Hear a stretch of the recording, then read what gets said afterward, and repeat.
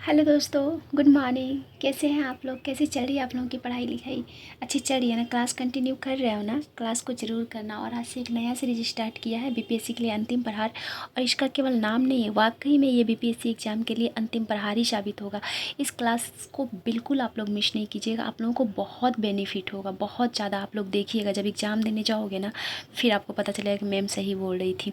और मैं चाहूँगी कि मैक्सिमम से मैक्सिमम क्वेश्चन हम उस क्लास के माध्यम से आप लोगों को कवर करवा दें, और करवा भी रही हूँ। आप लोगों को पता चल ही रहा होगा, अगर क्लास आप लोग कंटिन्यू कर रहे होंगे तो आप देखिएगा और खुद ही कमेंट कीजिएगा कि आप लोगों को कैसा लग रहा है वो क्लास। ठीक है, मैं अपने तरफ से 100% देने की कोशिश कर रही हूँ उस क्लास में। तो आप लोग ज़रूर बताइएगा कमेंट में कि सब सही है ना, या फिर कुछ और सुधार चाह रहे हैं उसमें। और आज से मैं उस क्लास में करेंट अफेयर का भी 5-10 क्वेश्चन डालूंगी, ताकि एक तो मैं क्लास करवा ही रही हूँ करेंट अफेयर का, और उस में भी अगर सम्मिलित कर देंगे उस क्वेश्चन को, तो आप लोग करेंट अफेयर को ज़्यादा कवर भी कर पाओगे। आप प्लस आप देख भी पाओगे कि क्लास कर रहे हो केवल, या फिर याद भी रह रहा है आपको। तो आइए वापस से करेंट अफेयर हम लोग करते हैं। भारत की निजी aerospace company Skyroot Aerospace ने कलाम 100 इंजन का स्थैतिक अग्नि परीक्षण सफलतापूर्वक किया है, जो इसके विक्रम-1 प्रक्षेपण यान के तीसरे चरण को शक्ति प्रदान करेगा। यह परीक्षण रॉकेट के विकास में महत्वपूर्ण है, जिसने उड़ान में 60 के ऑपरेटिंग क्षेत्र अनुपात 100 kN का पीक वैक्यूम थ्रस्ट उत्पन्न करने की इंजन क्षमता को प्रदर्शित किया है। ठीक है, कलाम 100 इंजन ने सटीक थ्रस्ट वेक्टर नियंत्रण के लिए एक उन्नत फ्लेक्स नोजल का उपयोग करते हुए 102 सेकेंड से अधिक समय तक काम किया है। तो ये क्वेश्चन इंपॉर्टेंट हो जा रहा है, ठीक है, इस बार एग्जाम के लिए। क्या है मेघयान 25? ये क्या है, आइए देखते हैं। 14 अप्रैल 2025 को भारतीय नौसेना के मौसम विज्ञान और महासागर विज्ञान संगोष्ठी का तीसरा संस्करण मेघयान 25 विश्व मौसम विज्ञान संगठन के गठन और WMO दिवस 2025 के उपलक्ष्य में आयोजित किया गया है। ठीक है, इस वर्ष के WMO दिवस की थीम क्या है? तो इसका थीम है एक साथ प्रारंभिक चेतावनी अंतर को बंद करना। क्या है? एक साथ प्रारंभिक चेतावनी अंतर को बंद करना इस बार का थीम है। ठीक है, के साथ संरेखित करने के लिए संगोष्ठी का आयोजन किया गया है। आइए नेक्स्ट देखते हैं। नेक्स्ट क्या है? Project secure. क्या है? प्रोजेक्ट सिक्योर कार्बन को समुद्र से अवशोषित करने वाली एक क्रांतिकारी परियोजना सिक्योर ने इंग्लैंड के दक्षिणी तट पर कार्य करना शुरू कर दिया है। कहाँ?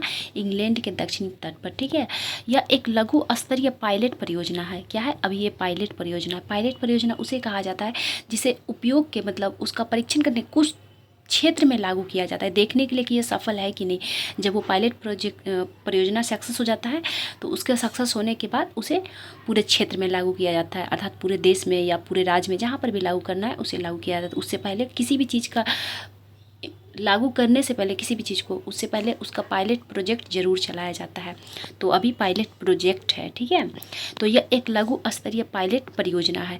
इसका उद्देश्य यह पता लगाना है कि क्या समुद्री जल से सीधे कार्बन को अवशोषित करके वायुमंडलीय कार्बन डाइऑक्साइड के स्तर को कम किया जा सकता है।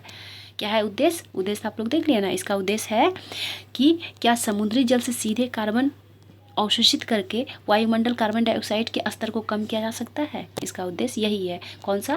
प्रोजेक्ट सिक्योर का। ठीक है, और कहाँ ये स्टार्ट किया गया है? तो इंग्लैंड में। आइए नेक्स्ट देखते हैं। Blue origin. 14 अप्रैल 2025 को पोप स्टार कैरी पैरी 14 अप्रैल 2025 को पोप स्टार कैटी पैरी और 5 अन्य महिलाएं अरबपति जेफ बेजोस की निजी कंपनी ब्लू ओरिजिन द्वारा संचालित रॉकेट पर सवार होकर अंतरिक्ष में गई। वर्ष 1963 के बाद यह पहली बार था जब सभी महिला चालक दल अंतरिक्ष में गए थे। इसके साथ जेफ बेजोस की अपनी मंगेतर भी थी। पेरी के अलावा क्रू में बेजोस की मंगेतर लोरेन सांजेस भी थी। कौन थी? बेजोस की मंगेतर लोरेन सांजेज भी थी। CBS पर तोता गेल किंग, नासा की पूर्व रॉकेट वैज्ञानिक आयशा वोबे, नागरिक अधिकार कार्यकर्ता अमांडा एन गुएन, और कौन थी? फिल्म निर्माता कैरियर फिल्म भी थी। कौन थी? कैरियर फिल्म भी थी इसमें शामिल। ओके, आइए नेक्स्ट देखते हैं। चीन ने हाल ही में एक नए प्रकार के हाइड्रोजन आधारित विस्फोटक उपकरण के सफल विस्फोट के साथ हथियार प्रौद्योगिकी में एक महत्वपूर्ण कदम उठाया है। चाइना स्टेट शिपबिल्डिंग कॉरपोरेशन के 750 रिसर्च इंस्टीट्यूट द्वारा विकसित यह उपकरण पारंपरिक हाइड्रोजन बमों से अलग है क्योंकि यह परमाणु सामग्री पर निर्भर नहीं करता है। इसके बजाय यह मैग्नीशियम हाइड्राइड का उपयोग करता है जो एक यौगिक है जो बड़ी मात्रा में हाइड्रोजन जो बड़ी मात्रा में हाइड्रोजन को संग्रहित करने की क्षमता के लिए जाना जाता है। क्या है हल्दी की किस्म? IISR सूर्या। आपसे पूछा जा सकता है कि IISR सूर्या क्या है, तो ये हल्दी का एक किस्म है। क्या है? हल्दी का एक किस्म। भारतीय मसाला अनुसंधान संस्थान कोझिकोड केरल के विशेष रूप से मसाला उद्योग के लिए एक नई हल्के रंग की हल्दी की किस्म विकसित की है। क्या नाम है इसका? IIS सूर्या। तो IIS सूर्या क्या है? हल्दी का एक नया किस्म है। ठीक है, हल्के रंग का प्रक्रंद है जो आधुनिक पाउडर उद्योग की विशिष्ट आवश्यकताओं को पूरा करता है। केंद्रीय शोध के बाद विकसित IISR सूर्या उच्च गुणवत्ता वाले हल्दी पाउडर के उत्पादन में विशेषज्ञता वाले किसानों को काफ़ी लाभ होने की उम्मीद है। तो इसमें केवल यही इम्पोर्टेंट हो जा रहा है कि उसका नाम आप लोग याद रखिए, या तो नाम देके पूछ सकता है कि क्या है, या फिर हल्दी का पूछेगा नया प्रकार कौन सा नया किस्म को अभी विकसित किया गया है। तो IISR सूर्या। ठीक है, 7वीं पीढ़ी की कृत्रिम बुद्धिमत्ता चिप आयरनवुड। अल्फ़ाबेट के गूगल ने एक नया टैब खोला है जिसमें आयरनवुड नाम की अपनी 7वीं पीढ़ी की कृत्रिम बुद्धिमत्ता चिप का अनावरण किया गया है। इसे AI अनुप्रयोगों के प्रदर्शन को गति देने के लिए डिजाइन किया गया है। यह 7वीं पीढ़ी का टेंसर प्रोसेसिंग यूनिट है जिसे आर्टिफिशियल इंटेलिजेंस मॉडल चलाने के लिए डिजाइन किया गया है। ठीक है,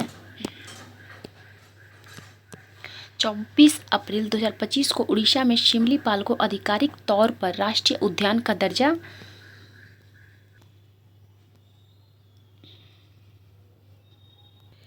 कहीं बीच में वीडियो स्टॉप तो नहीं हो गया था, पता भी नहीं चल पाया मुझे। आइए कंटिन्यू करते हैं यहाँ से।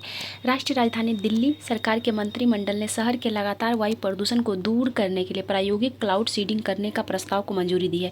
7 मई 2025 को दिल्ली NCR के लिए एक विकल्प के रूप में क्लाउड सीडिंग का प्रौद्योगिकी प्रदर्शन और मूल्यांकन का शीर्षक वाले प्रस्ताव को मुख्यमंत्री रेखा गुप्ता, दिल्ली की मुख्यमंत्री कौन है? रेखा गुप्ता की अध्यक्षता में हुई बैठकों में मंजूरी मिली गई है। दिल्ली की ये चौथी महिला मुख्यमंत्री है। तो 3 मुख्यमंत्री कौन कौन थी? सुषमा स्वराज। कौन थी? सुषमा स्वराज। और एक है शीला दीक्षित और अतिशी मन्याल जो कि आम पार्टी से थी। ठीक है, और एक रेखा गुप्ता है। अतिशी मरलेना इससे पहले थी, कुछ टाइम के लिए ही थी बट थी तो सही। भारतीय प्रौद्योगिकी संस्थान IIT कानपुर इन क्लाउड सीडिंग परीक्षणों की योजना कार्यान्वयन और निगरानी के लिए जिम्मेदार होगा। ब्रह्मोस इकाई लखनऊ। केंद्रीय रक्षा मंत्री राजनाथ सिंह ने लखनऊ में एक नई ब्रह्मोस एरोस्पेस एकीकरण और परीक्षण सुविधा का उद्घाटन किया है। कहाँ? लखनऊ में। इसका उद्घाटन 11 मई 2025 को हुआ था जिसे देश में राष्ट्रीय प्रौद्योगिकी दिवस के रूप में मनाया जाता है। अन्य उत्पादन सुविधाएं हैदराबाद, तिरुवनंतपुरम, पिलानी और नागपुर में है। आइए नेक्स्ट देखते हैं। प्रधानमंत्री नरेंद्र मोदी ने आंध्र प्रदेश के कृष्णा जिले के नागयालंका में रक्षा अनुसंधान एवं विकास संगठन DRDO की नवदुर्गा, कौन सा? नवदुर्गा मिसाइल परीक्षण रेंज की आधारशिला रखी है। नवदुर्गा क्या है? तो नवदुर्गा एक मिसाइल परीक्षण है। क्या है? जिसकी लागत कितनी है? जिसकी लागत करीब 1460 करोड़ रुपए है। कितनी है? 1460 करोड़ रुपए। भारत के पास उड़ीसा के तट के पास चांदीपुर और व्हीलर द्वीप, इसका वर्तमान नाम क्या है? APJ अब्दुल कलाम। ठीक है, क्या नाम है? APJ अब्दुल कलाम द्वीप। तो व्हीलर द्वीप पर 2 कार्यात्मक मिसाइल परीक्षण रेंज है।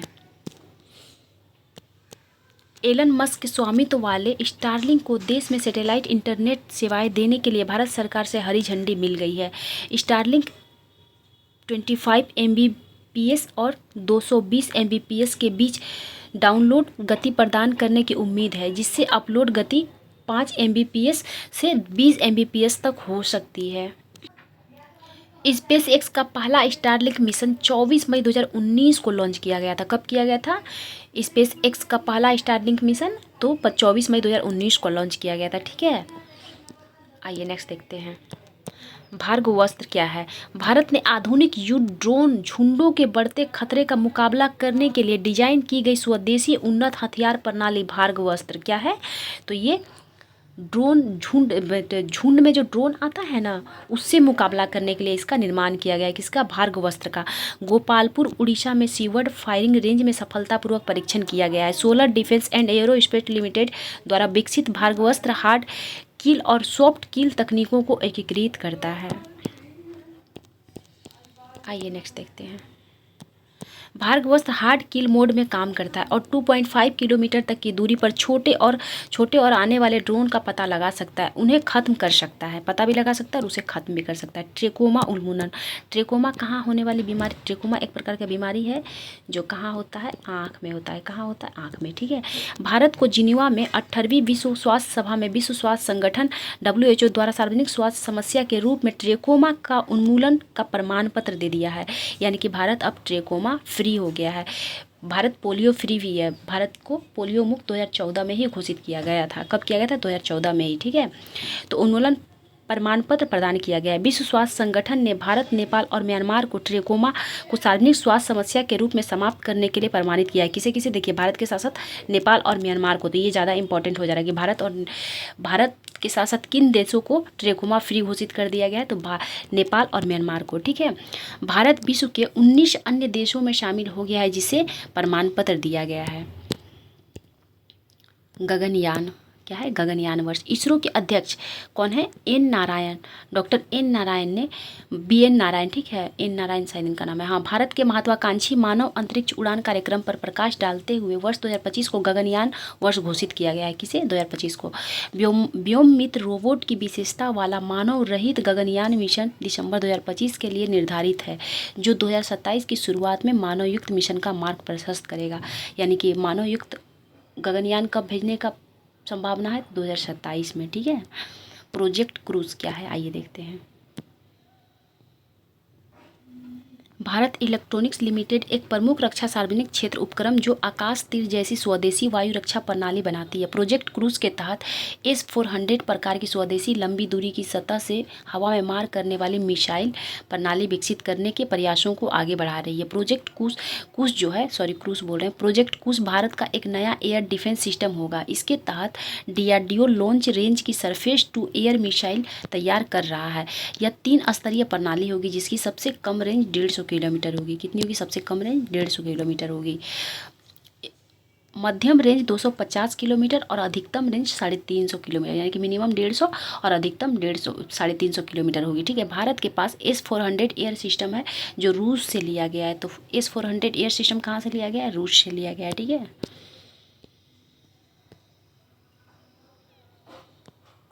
भारत पूर्वानुमान प्रणाली। उष्णकटिबंधीय क्षेत्र के सभी देशों को लाभ पहुंचाने के उद्देश्य से भारत वैश्विक स्तर पर एक पूर्वानुमान प्रणाली विकसित करने वाला पहला देश बन गया है, जिसे यहाँ पहला आ जा रहा है, इसलिए बहुत इंपॉर्टेंट हो जा रहा है। ठीक है, ये क्वेश्चन को ध्यान रखिएगा आप लोग। जिसे भारत पूर्वानुमान प्रणाली कहा जाता है, जो आम बोलचाल में गांव स्तर पर अधिक सटीकता और 6 किलोमीटर के विस्तार के साथ मौसम की भविष्यवाणी कर सकता है। इस प्रणाली ने पूर्वानुमान कौशल को 64% तक बेहतर बनाया है। 26 मई 2025 को भारतीय उष्णकटिबंधीय मौसम विज्ञान संस्थान पुणे द्वारा स्वदेशी रूप से विकसित VFS को केंद्रीय पृथ्वी विज्ञान मंत्री जितेंद्र सिंह ने परिचालन उपयोग के लिए भारत मौसम विभाग को सौंप दिया है। माउंट एटना ज्वालामुखी 2 जून 2025 को इटली में यूरोप का सबसे सक्रिय ज्वालामुखी कौन सा है? तो माउंट एटना फट गया है, जिससे सिसिली के आसमान में राख और धुआं फैल गया है। माउंट एटना को यूरोप का सबसे सक्रिय ज्वालामुखी और दुनिया का सबसे सक्रिय स्ट्रेटोवोलाना क्या कहा जाता है? सक्रिय स्ट्रेटोवोल्केनो माना जाता है। ठीक है, इलेक्ट्रिक मोटर चलित semi cryogenic rocket engine. Chennai स्थित निजी अंतरिक्ष स्टार्टअप अग्निकुल कोसमोस ने भारत के पहले इलेक्ट्रिक मोटर चलित सेमी क्रायोजेनिक रॉकेट इंजन का सफलतापूर्वक परीक्षण करके एक महत्वपूर्ण उपलब्धि हासिल की है, जो इसके आगामी अग्निबाण लॉन्च वाहन को शक्ति प्रदान करेगा। यह सफलता भारत के तेजी से विकसित हो रही निजी अंतरिक्ष क्षेत्र के लिए एक बड़ी छलांग है और अग्निकुल को प्रणोदन प्रौद्योगिकी नवाचार में सबसे आगे रखती है। किस में रखती है? प्रणोदन प्रौद्योगिकी नवाचार में सबसे आगे रखती है। नेक्स्ट क्या है? जीन संपादित भेड़। शेर ए कश्मीर। किसे? शेर ए कश्मीर कृषि विज्ञान और प्रौद्योगिकी विश्वविद्यालय कश्मीर में पशु जैव प्रौद्योगिकी के प्रोफेसर डॉक्टर रियाज अहमद शाह के नेतृत्व में विशेषज्ञों की एक टीम ने भारत की पहली जीन संपादित भेड़ बनाकर एक महत्वपूर्ण सफलता हासिल कर ली है। किसका बनाया है नया? तो जीन संपादित भेड़ बनाया गया। ठीक है। डॉक्टर रियाज उस टीम के प्रमुख थे जिसने वर्ष 2012 में भारत की पहली क्लोन पश्मीना बकरी नूरी बनाई थी। नूरी वर्ष 2023 में निधन हो गया। नूरी का 2023 में निधन हो गया था। ठीक है। डॉक्टर शाह और उनकी टीम ने जीन संपादन के लिए क्या क्या क्रिस्पर Cas9 तकनीक का उपयोग करके एक मादा भेड़ के जीन को संपादित किया है। भेड़ के शरीर में कोई विदेशी जीन नहीं डाला गया, इसलिए ज़्यादा इंपॉर्टेंट हो जा रहा है। ठीक है। आइए नेक्स्ट देखते हैं। 27 मई 2025 को रक्षा अनुसंधान और विकास संगठन DRDO ने दिल्ली के मैटकॉफ हाउस में क्वांटम प्रौद्योगिकी अनुसंधान केंद्र का उद्घाटन किया है। कहाँ किया है? दिल्ली में। इस सुविधा का उद्घाटन रक्षा अनुसंधान विकास विभाग के सचिव और DRDO के अध्यक्ष डॉक्टर समीर कामत। DRDO के अध्यक्ष कौन है? Doctor Sameer B Kamat. ठीक है। ने सामरिक और रक्षा अनुप्रयोगों के लिए स्वदेशी क्वांटम क्षमताओं को और मजबूत करने के उद्देश्य से किया है। ठीक है। 21 मई 2025 को गुजरात वन विभाग की जारी एक रिपोर्ट के अनुसार भारत की शेर आबादी, जो विशेष रूप से गुजरात में केंद्रित है, वर्ष 2020 और 2025 के बीच 32% कितना 32% बढ़ी। पिछली संख्या 674 से बढ़कर 891 हो गई है। वयस्क मादाओं की संख्या, जो भविष्य में वृद्धि का संकेत है, 27% बढ़कर कितना हो गया? 330 हो गया है। ठीक है। 27% से बढ़कर 330 हो गया है। हालांकि शेरों की अधिकतम संख्या 394 गिर राष्ट्रीय उद्यान और पनिया वन्यजीव अभ्यारण्य में देखी गई है, जिन्हें स्रोत आबादी माना जाता है। तो गिर राष्ट्रीय उद्यान कहाँ है? गिर राष्ट्रीय उद्यान गुजरात में है। कहाँ है? गुजरात में है। गुजरात में 2 वर्षों में 286 शेर और 456 तेंदुए मारे गए। अमरेली जिले में शेरों की संख्या 257 यानी सबसे अधिक है। कहाँ? अमरेली जिला में। ठीक है। जबकि मितियाला वन्यजीव अभ्यारण्य शेरों की बढ़ती संख्या वाले क्षेत्रों में से एक ने 32 शेरों की सूचना दी है। कितने? 32 शेरों की सूचना दी है, जो 2020 से दोगुनी है। पोरबंदर के निकट, इसी पोरबंदर में 2 अक्टूबर 1869 को महात्मा गांधी की जन्म हुई थी। तो महात्मा गांधी की जन्म कहाँ हुई थी? महात्मा गांधी की जन्म गुजरात के पोरबंदर में हुई थी। कब हुई थी? 2 अक्टूबर 1869 को। ठीक है। 69 को के निकट वर्धा वन्यजीव अभ्यारण्य। कौन सा? वर्धा वन्यजीव अभ्यारण्य एक नव स्थापित शेर आबादी वाला क्षेत्र बन गया है, जहां 1879 ईस्वी के बाद पहली बार 17 शेरों की उपस्थिति दर्ज की गई है। वर्ष 2025 की गणना में तेजपुर और बाबरा जसदन के आसपास नवीन सैटेलाइट पॉपुलेशन की भी पहचान की गई है। मार्च 2020 में प्रधानमंत्री नरेंद्र मोदी ने गुजरात के भीतर शेरों के आवास को बेहतर बनाने और नए आवास विकसित करने के लिए 2900 करोड़ की परियोजना प्रोजेक्ट लोयन को मंजूरी दी थी। भारत को वैश्विक प्रौद्योगिकी केंद्र के रूप में स्थापित करने की दिशा में एक बड़ा कदम उठाते हुए देश का पहला कृत्रिम बुद्धिमत्ता केंद्रित विशेष आर्थिक क्षेत्र छत्तीसगढ़ की राजधानी रायपुर में बनने जा रहा है। कहाँ बनने जा रहा है? तो रायपुर में बनने जा रहा है। ठीक है। छत्तीसगढ़ की राजधानी रायपुर में।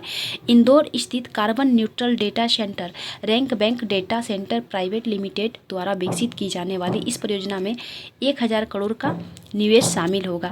इसे AI अनुसंधान विकास और तैनाती के लिए अत्याधुनिक बुनियादी ढांचे के लिए डिजाइन किया गया है। लगभग 6 एकड़ में फैले इस SEZ में अत्याधुनिक 1.5 लाख वर्ग फीट का डेटा सेंटर होगा, जो उच्च प्रदर्शन कंप्यूटिंग सिस्टम और उन्नत AI आवश्यकताओं को पूरा करने में सक्षम सर्वर से लैस होगा। तेलंगाना राज्य सरकार ने वन्यजीव संरक्षण अधिनियम 1972 की धारा 36 के क्लॉज ए के प्रावधानों के अनुसार राज्य में केवल कंवल टाइगर रिजर्व, कौन सा कंवल टाइगर रिजर्व को महाराष्ट्र में ताडोबा अंधारी टाइगर रिजर्व से जोड़ने वाला टाइगर कॉरिडोर क्षेत्र को कुमराम भीम संरक्षण रिजर्व घोषित करने के आदेश जारी किए हैं। प्रस्तावित कुमराम भीम संरक्षण रिजर्व में तेंदुआ, जंगली कुत्ता, सुस्त भालू, भेड़िया, लकड़बग्घा, शहद बिज्जू और जंगली बिल्ली जैसे कई अन्य मांसाहारी जानवर है। तो कहाँ है कुमराम भीम संरक्षण रिजर्व? तो ये, आइए नेक्स्ट देखते हैं। नेक्स्ट क्या कह रहा है, आंध्र प्रदेश सरकार की रियल टाइम गवर्नेंस सोसाइटी और इसरो की सतीश धवन स्पेस सेंटर ने आंध्र प्रदेश में वास्तविक समय के नागरिक केंद्रित शासन के लिए अंतरिक्ष तकनीक का लाभ उठाने के लिए 0.5 वर्ष को क्या है 5 वर्ष के समझौते ज्ञापन पर हस्ताक्षर किया है। सॉरी 0.5 नहीं, ये 5 वर्ष है। ओके, तो लाभ उठाने के लिए 5 वर्ष के समझौते पर हस्ताक्षर किए हैं। यह सहयोग आरटीजीएस द्वारा विकसित अवेयर प्लेटफॉर्म को उपग्रह इमेजरी और कृषि, मौसम, आपदा प्रबंधन और शहरी नियोजन सहित 42 से अधिक अनुप्रयोगों में वैज्ञानिक इनपुट के साथ बढ़ाएगा। क्या बोला ये लाइन एक बार और पढ़ लेते। यह सहयोग आरटीजीएस द्वारा विकसित आवर प्लेटफॉर्म, कौन सा आवर प्लेटफॉर्म को उपग्रह इमेजरी और कृषि, मौसम, आपदा प्रबंधन और शहरी नियोजन सहित 42 से अधिक अनुप्रयोगों में वैज्ञानिक इनपुट के साथ बढ़ाएगा। आइए नेक्स्ट देखते हैं। 13 मई 2025 को भारत मौसम विज्ञान विभाग ने घोषणा की है कि बंगाल की खाड़ी में शक्ति नामक चक्रवात बना है। यह नाम श्रीलंका ने दिया है। तो शक्ति नामक चक्रवात कहाँ आएगा? तो ये आएगा बंगाल की खाड़ी में। ये नाम किसने दिया है? तो ये नाम दिया है श्रीलंका। किसने दिया है? श्रीलंका के द्वारा दिया गया है। ठीक है, आइए देखते हैं। डायबिटीज 5 को मान्यता मिला है। क्या है ये? मधुमेह के एक नए प्रकार को, मधुमेह किसे कहा जाता है? जिसे शुगर कहा जाता है। क्या कहते हैं? शुगर या डायबिटीज। ओके, उसी को मधुमेह बीमारी भी कहा जाता है। प्रकार को आधिकारिक तौर पर मान्यता दी गई है। इसे टाइप 5 डायबिटीज नाम दिया गया है। हाल ही में पहचाने जाने वाले मधुमेह का संबंध मोटापे से नहीं बल्कि कुपोषण से है। कैसे है? कुपोषण से। इंटरनेशनल डायबिटीज फेडरेशन कांग्रेस ने बैंकॉक थाईलैंड में आयोजित अपनी बैठक में, बैंकॉक थाईलैंड की राजधानी है, ओके, अपनी बैठक में आधिकारिक तौर पर इस बीमारी को टाइप 5 डायबिटीज या युवा अवस्था में होने वाली मधुमेह के रूप में मान्यता दी है। टाइप 5 मधुमेह शब्द को जनवरी 2025 में अंतर्राष्ट्रीय मधुमेह महासंघ के अध्यक्ष प्रोफेसर पीटर स्वार्ज ने, किसने? प्रोफेसर पीटर स्वार्ज द्वारा पेश और समर्थित किया गया था। ठीक है, तो कौन सा डायबिटीज है? टाइप 5। इसमें क्या है? ये मोटापे संबंधित नहीं बल्कि कुपोषण से संबंधित है।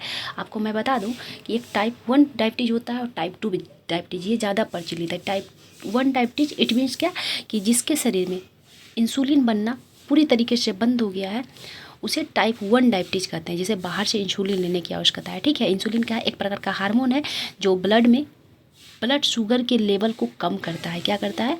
ब्लड शुगर लेवल को कम करता है इंसुलिन हार्मोन। इंसुलिन हार्मोन का स्रावन कहाँ से होता है? तो इसका स्रावन पेनक्रियाज के बीटा सेल से होता है। कहाँ से होता है? पेनक्रियाज, जिसे अग्नाशय कहा जाता है, उसी के बीटा सेल से, यानी कि बीटा कोशिका से इंसुलिन नामक हार्मोन का स्रावन होता है। और इसका कार्य क्या है?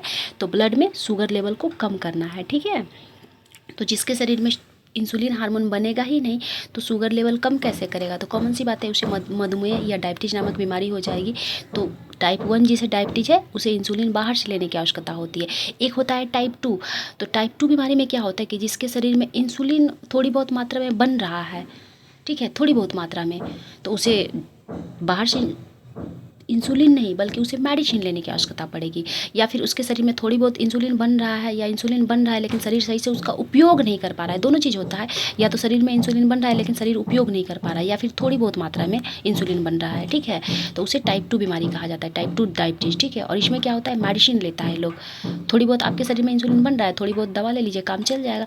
लेकिन जिसके शरीर में बिल्कुल भी इंसुलिन नहीं बन रहा है उसे बाहर से इंसुलिन लेने की आवश्यकता होती है। ओके, तो टाइप 1 टाइप 2 के बारे में बता दी मैं, जो ज़्यादा प्रचलित है, और ये एक नया डायबिटीज टाइप 5 निकला है। ठीक है, आइए देखते हैं नेक्स्ट क्या है। इसे पहली बार 1955 में जमैका में जे टाइप मधुमेह के रूप में रिपोर्ट किया गया था। किस टाइप में? जे टाइप मधुमेह के रूप में रिपोर्ट किया गया था 1955 में ही। धनुषकोडी ग्रेटर फ्लेमिंगो अभ्यारण्य तमिलनाडु सरकार ने आधिकारिक तौर पर रामनाथपुरम जिले के धनुषकोडी में ग्रेटर फ्लेमिंगो अभयारण्य घोषित किया है। 524.7 हेक्टेयर में फैला यह अभयारण्य पारिस्थितिकी रूप से समृद्ध मन्नार बायोस्फीयर रिजर्व की खाड़ी के भीतर स्थित है, जो मध्य एशियाई फ्लाईवे के साथ हजारों प्रवासी आर्द्रभूमि पक्षियों को महत्वपूर्ण सुरक्षा प्रदान करता है।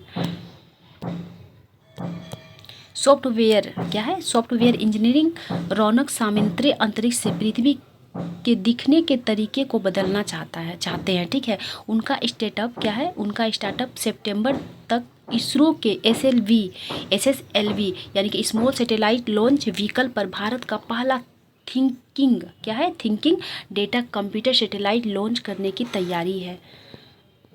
इसका नाम क्या है? टेकमी टू स्पेस का लक्ष्य अंतरिक्ष को किसी भी शोधकर्ता, छात्र, शिक्षक या स्टार्टअप के लिए सुलभ बनाना है। ओके, आइए नेक्स्ट देखते हैं। अरहर दाल की ताप सहिष्णु उन्नत किस्म क्या है? ICPB 25444 क्या है ये? तो ये अरहर दाल का किस्म है एक प्रकार का। आइए देखते हैं इसे। हैदराबाद स्थित अर्ध शुष्क उष्णकटिबंधीय क्षेत्रों के लिए अंतर्राष्ट्रीय फसल अनुसंधान संस्थान के वैज्ञानिकों ने ICPB 25444 किस्म की विकसित की है। यह अपनी तरह की पहली अरहर किस्म है। क्या है? अरहर किस्म। अरहर क्या है? अरहर एक दाल होता है, ठीक है, किस्म है जो गर्मियों के उच्च तापमान को झेल सकती है और सिर्फ 125 दिनों में पक सकती है। ओके,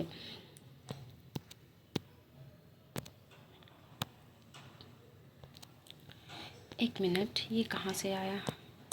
भारत में कर्नाटक, उड़ीसा और तेलंगाना राज्यों में इस गर्मी सहन करने वाली फोटो और थर्मो असंवेदनशील किस्म का सफलतापूर्वक परीक्षण किया गया है, जिसमें प्रति हेक्टेयर 2 टन की उपज का प्रदर्शन किया गया है। तो क्या है वो? दाल का नया किस्म था। ठीक है, कौन सा? तो ICPB 25444 दाल का एक नया किस्म है। कौन से दाल का नया किस्म है? तो अरहर दाल का। आइए नेक्स्ट देखते हैं। भारतीय विज्ञान संस्थान के वैज्ञानिकों ने एक छोटा कृत्रिम धातु आधारित एंजाइम या नैनोजाइम विकसित किया है, जिसका संभावित रूप से फुफ्फुसीय थ्रोम्बोलिज्म क्या है?